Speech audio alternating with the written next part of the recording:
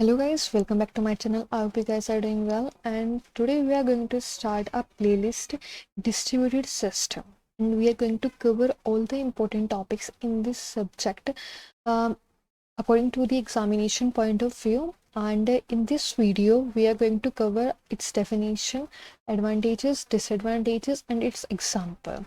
I will continue my lecture in a Hindi language, okay? And if you have any doubt, you can comment below, and I will surely give you the solution, okay? What exactly the distributed system is? तो distributed system क्या है कि एक particular system को हमने different number of components में break कर दिया और उसे किसी कंप्यूटर नेटवर्क के थ्रू एक्सेस कर रहे हैं। जैसे कि अगर हमारे पास एक पर्टिकुलर कंप्यूटर है, हम एक इंडिविजुअल के लिए वो सही काम कर रहा है, आप उसमें गेम खेल रहे हैं, अपना ऑफिस का काम कर रहे हैं, उसके अलावा आप अपने सोशल मीडिया पे एक्टिव हैं, उसके अलावा अगर आप कुछ अलग से यूट्यूब या फिर कुछ और अपना बिजनेस कर रहे हैं वो उस लैपटॉप के थ्रू कंटिन्यू कर रहे हैं, मतलब एक्सेट्रा एक्सेट्रा जितनी भी वर्क हो सकता है हम लैपटॉप से कर रहे हैं, ठीक है। लेकिन क्या हो सकता है, उससे कभी कभी आपकी एफिशिएंसी प्रॉब्लम आ सकती है। वहीं अगर आप उस लैपटॉप को इंडिविजुअल से हटा के किसी एक कंपनी में छोटे लोकल एरिया नेटवर्क में कंसिडर करने लग जाएं, तो वहाँ डेटा शेयरिंग ये सब चीज़ें थोड़ा हेक्टिक हो जाती है कंप्यूटर के लिए। तो डिस्ट्रीब्यूटेड सिस्टम वहाँ अपना रोल प्ले करता है। डिस्ट्रीब्यूटेड सिस्टम क्या होता है यहाँ पर? सबसे पहली बात तो जो मैंने नोट्स लिखे हैं वो पॉइंट्स की फॉर्म में लिखे हैं, डायरेक्ट आप उन पॉइंट्स को भी रेफर कर सकते हैं अपना एग्जामिनेशन में लिखने के लिए।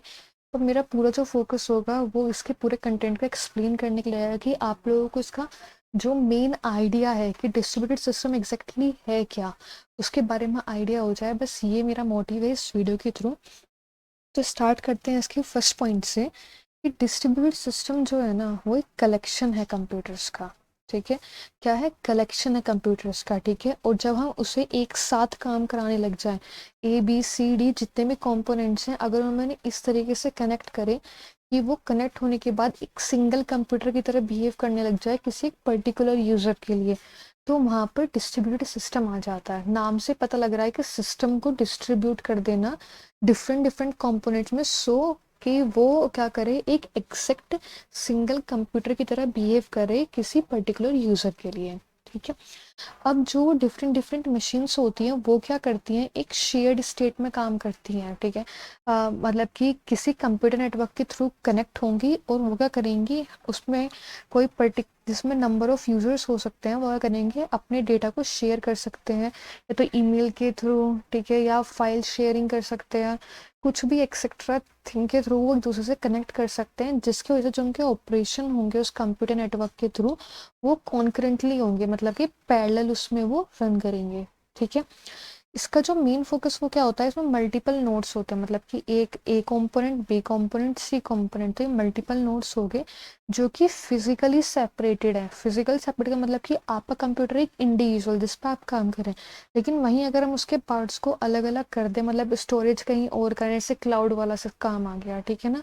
आप स्टोर कहीं और कराते हैं लेकिन आपका सिस्टम जो होता है वो फिजिकली आपके पास प्रेजेंट होता है, ठीक है, लेकिन डेटा कहीं और से होता है, आप उसे कहीं और से एक्सेस करते हैं, ठीक है। तो नोट्स जो होते हैं वो फिजिकली सेपरेटेड होते हैं लेकिन कनेक्ट होते हैं, और सारे नोट्स किसके थ्रू, एक पर्टिकुलर कंप्यूटर नेटवर्क के थ्रू। जैसा आप यहाँ देख सकते हैं स्फीयर के थ्रू हमारे पास ये मल्टीपल नोड्स हैं और ये क्या हो रहे हैं, किसी एक नेटवर्क के थ्रू कनेक्ट है, ठीक है। अब जो फोकस आता है वो ये आता है कि अगर हम डिस्ट्रीब्यूटेड सिस्टम यूज़ करें तो उसके पीछे क्या करेक्टरिस्टिक्स हैं उस सिस्टम के। डिस्ट्रीब्यूटेड सिस्टम हम रखें तो क्यों रखें उसे, ठीक है। तो हम सबसे पहले उसके करेक्टरिस्टिक्स पे फोकस करेंगे, ठीक है। तो सबसे इम्पोर्टेंट करेक्टरिस्टिक आती है, वो आती है रिसोर्स शेयरिंग, ठीक है। जो यूजर्स होते हैं उनका सिस्टम फिजिकली सेपरेटेड होते हैं, लेकिन वो कर सकते हैं उसे एक पर्टिकुलर कंप्यूटर नेटवर्क के थ्रू आपस में रिसोर्सेज को है ना शेयर कर सकते हैं, ठीक है, सेंड और रिसीव कर सकते हैं। तो रिसोर्स शेयरिंग का एक बहुत इंपॉर्टेंट टॉपिक है कि आप उसे डिस्ट्रीब्यूटेड सिस्टम में ये करेक्टरिस्टिक डिस्ट्रीब्यूटेड सिस्टम की होती है, ठीक है। दूसरी क्या आती है, कॉन्करेंसी आती है, मतलब पैरेलल ऑपरेशंस परफॉर्म होते हैं। अगर आपके पास मल्टीपल नोड्स हैं और एक टाइम पे ऐसा हो सकता है कि आप दो नोड्स के थ्रू आप डेटा शेयरिंग कर रहे हैं, तो वो उस कंप्यूटर नेटवर्क के थ्रू डेटा शेयरिंग होगी, तो वो क्या होगा, दो ऑपरेशन एक पर्टिकुलर टाइम पे ऑपरेट हो रहे हैं उस कंप्यूटर नेटवर्क के ऊपर, ठीक है। तो वहाँ से क्या आ जाता है, कॉन्करेंसी आ जाती है आपके सिस्टम में, ठीक है, डिस्ट्रीब्यूटेड सिस्टम के थ्रू। तीसरा क्या आता है कि जब आप लोगों के पास क्या आ गई, कॉन्करेंसी आ गया, आपके मल्टीपल ऑपरेशंस जो है वो एक पर्टिकुलर टाइम पे होने लगे, तो जो कंप्यूटेशनल स्पीड होती है आपकी सेंड और रिसीव करने की या कोई भी ऑपरेशन परफॉर्म करने की, वो क्या हो जाती है, इंक्रीज हो जाती है, ठीक है। तो अगर आप रिसोर्स शेयर कर पा रहे हैं और वो एक टाइम पे ही मल्टीपल रिसोर्स शेयरिंग कर पा रहे हैं, आप सेंडिंग और रिसीविंग, तो कॉन्करेंसी आ जाएगी। कॉन्करेंसी जैसे ही आपके सिस्टम में आएगी तो वो क्या हो जाएगी, उसकी स्पीड, कंप्यूटेशनल स्पीड हाई हो जाएगी। उसके बाद आता है जो सबसे ज़्यादा इंपॉर्टेंट है, वो है फॉल्ट टॉलरेंस। बाई चांस आप ऐसा इमेजिन करिए कि एक जो पर्टिकुलर नोड था वो ख़राब हो गया, लेकिन उस नोड के ख़राब होने की वजह से क्या हुआ, जो और एक्स्ट्रा मल्टीपल नोड्स थे, उससे रिमेनिंग नोड्स थे, उन पे कोई फ़र्क नहीं पड़ेगा। ऐसा भी हो सकता है कि वो आपका एक पर्टिकुलर जगह पे होते और एक पर्टिकुलर कंपोनेंट खराब होने की वजह से आपका पूरा सिस्टम बंद हो सकता था, ठीक है।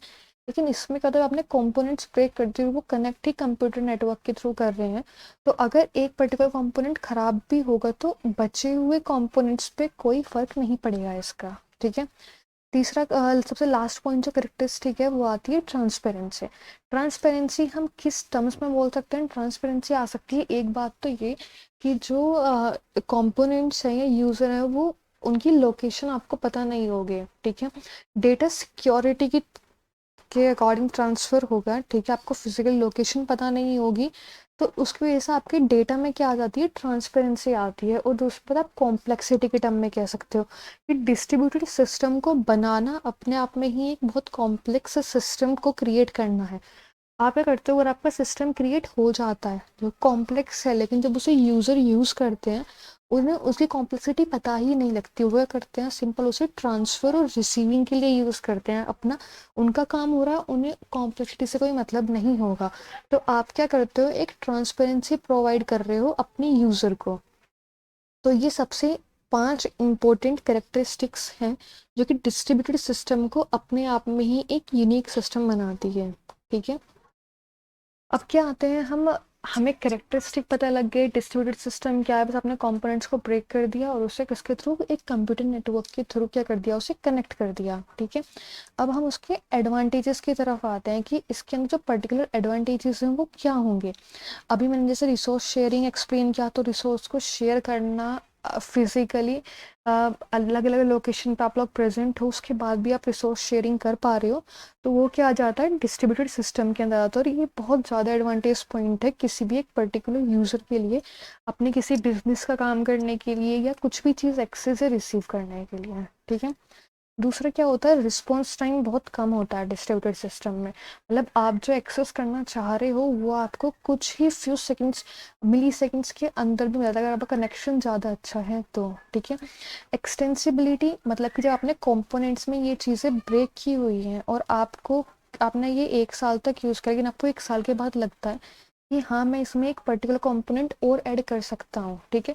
तो आपको कुछ करने के निर्णय से उस कंपोनेंट को ऐड करना है, किसके थ्रू, एक कंप्यूटर नेटवर्क है आपका बीच में, उसके थ्रू कनेक्ट करना है, इसलिए आप उस अपने सिस्टम को है ना एक्सटेंड कर सकते हो, ठीक है, उसे बढ़ा सकते हो, एक्सटेंड कर सकते हो, ठीक है। और जैसे मैं बताया कि अगर आपको उसके अंदर कॉन्करेंसी आएगी, मल्टीपल ऑपरेशन एक पर्टिकुलर टाइम पे ऑपरेट हो पाएंगे, तो आपकी पर्टिकुलर सिस्टम की जो परफॉर्मेंस है वो इंक्रीज होगी, कंप्यूटेशनल स्पीड इंक्रीज होगी, ठीक है। और ये सब चीज़ें होंगी तो जो आपका सिस्टम होगा वो स्केलेबल भी होगा, ठीक है। अब मूव ऑन करते हैं अपने डिसएडवांटेजेस की तरफ, ठीक है। डिसएडवांटेजेस क्या होते हैं, सबसे जो बड़ा डिसएडवांटेज है डिस्ट्रीब्यूटेड सिस्टम का कि हमारे मार्केट में अभी इतने रेलिवेंट सॉफ्टवेयर प्रेजेंट नहीं है जिसके थ्रू आप ये बोल सको कि हाँ डिस्ट्रीब्यूटेड सिस्टम अपने आप में एक यूनिकनेस की तरफ है। मतलब अगर कोई अच्छा सॉफ्टवेयर आता है मार्केट में तो डिस्ट्रीब्यूटेड सिस्टम बहुत हाई उस पे जा सकता है, ठीक है। दूसरी इसमें क्या प्रॉब्लम हो सकती है, सिक्योरिटी प्रॉब्लम हो सकती है, ठीक है। अगर कोई आपका कोई पर्टिकुलर हैकर या उस कंप्यूटर नेटवर्क के थ्रू आपके डेटा को एक्सेस कर पाया तो सिक्योरिटी में प्रॉब्लम आ सकती है, लेकिन उसे भी कवर करने के लिए काफ़ी चीज़ें हैं, लेकिन फिर भी still security problem distributed system में काफ़ी हद तक है, ठीक है। उसके बाद आता है नेटवर्क सैचुरेशन। नेटवर्क सैचुरेशन का मतलब क्या होता है कि अगर आपके नेटवर्क में कभी भी लैगिंग होती है तो यूज़र को प्रॉब्लम फेस करनी पड़ेगी, क्योंकि जो आपके कंपोनेंट्स हैं वो किसके थ्रू कनेक्ट है, उस पर्टिकुलर नेटवर्क के थ्रू कनेक्ट। अगर नेटवर्किंग में ही लैगिंग आने लगी तो यूज़र जो इंफॉर्मेशन एक्सेस करना चाहता है या जो रिसीव होने वाली है इंफॉर्मेशन, उसमें लैग होगा, और लैग होगा इसका मतलब कि यूज़र कहीं ना कहीं प्रॉब्लम फेस करेगा इसमें, क्योंकि कुछ इन्फॉर्मेशन को गेट करना बहुत ज़्यादा इंपॉर्टेंट होता है एक पर्टिकुलर टाइम पे। अगर वही लेट हो जाएगी तो आपका सिस्टम जो है वो बहुत टाइम के लिए डाउन जा सकता है, ठीक है। अब हमारे इसमें definition, characteristic, advantages, disadvantages cover हो चुके हैं। अब जो लास्ट टॉपिक बचता है इस वीडियो का वो है इसके एप्लीकेशन एरिया को फाइंड करना कि कहाँ कहाँ आज के टाइम पर हमारा डिस्ट्रीब्यूटेड सिस्टम अप्लाई होता है। अगर हम फाइनेंस और कॉमर्स की बात करें तो अमेजोन में, ठीक है, बैंकिंग में, ई कॉमर्स वेबसाइट में, इन सब जगह डिस्ट्रीब्यूटेड सिस्टम यूज़ होता है, ठीक है। क्लाउड टेक्नोलॉजी में यूज़ होता है, इंफॉर्मेशन सोसाइटी में यूज़ होता है, Wikipedia, social networking, cloud computing, ठीक है। एंटरटेनमेंट जो आप यूट्यूब यूज़ करते हो, ऑनलाइन गेमिंग करते हो, उसमें हमारा डिस्ट्रीब्यूटेड सिस्टम यूज़ होता है।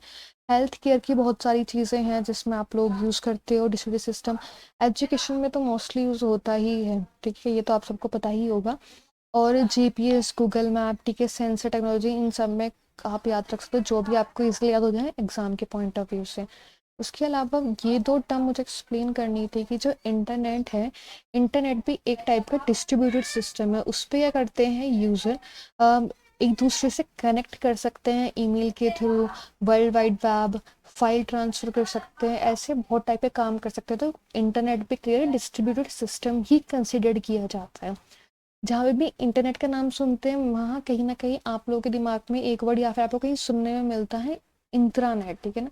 इंटरनेट में क्या होता है कि ये पर्टिकुलरली क्या सिक्योरिटी पर्पस के लिए यूज़ किया जाता है। एक लोकल एरिया नेटवर्क में हम क्या करते हैं, अपना एक खुद का लोकल एरिया नेटवर्क बना लेते हैं, इसकी वजह से सिक्योरिटी प्रॉब्लम्स ना आए हमारे पास, ठीक है। और ये जो सिस्टम होता है इंटरनेट, ये सेपरेटली एडमिनिस्टर किया जाता है और कन्फिगर्ड किया जाता है सिक्योरिटी पर्पस के लिए, ठीक है। तो ये दो पर्टिकुलर बहुत इंपॉर्टेंट टॉपिक्स थे, इंटरनेट और इंटरनेट। आप लोग इसके एग्जाम्पल में कहाँ यूज़ होता है सिस्टम में आप ये भी लिख सकते हैं। और जो ये ऊपर के हैं finance, commerce, cloud computing, health care, education, आप लोग इसे भी यूज़ कर सकते हैं लिखने के लिए, एक्सप्लेन करने के लिए कि डिस्ट्रीब्यूटेड सिस्टम कहाँ कहाँ यूज़ होता है। और जो आपको मेन फोकस रखना है डिस्ट्रीब्यूटेड सिस्टम का वो उसकी कैरेक्टरिस्टिक्स पे रखना है, ठीक है। जैसे रिसोर्स शेयरिंग हो गया, कंकरेंसी हो गया, स्पीड हाई होना, फॉल्ट को इजीली रिकवर कर लेना, ठीक है, या फाइंड कर लेना, किसी सिस्टम में कोई हार्म ना होना पूरे सिस्टम में, और ट्रांसपेरेंसी का होना सिस्टम में, ठीक है। आई होप आप लोगों को इसके एडवांटेजेस, डिसएडवांटेजेस, एग्जाम्पल्स, कैरेक्टरिस्टिक और डेफिनेशन सब चीज़ से पॉइंट बहुत अच्छे से क्लियर हो गए होंगे। स्टिल आपको अगर अभी भी कोई डाउट है इसमें किसी पर्टिकुलर क्वेश्चन में जो आपको मिला हो अलग से, तो आप कमेंट में डाल सकते हैं और मैं उसे सॉल्व करने का आप पूरा ट्राई करूँगी। और अगर वीडियो पसंद आई हो तो प्लीज़ लाइक कर देना, कमेंट करना और प्लीज़ चैनल को सब्सक्राइब कर देना। Thank you so much guys.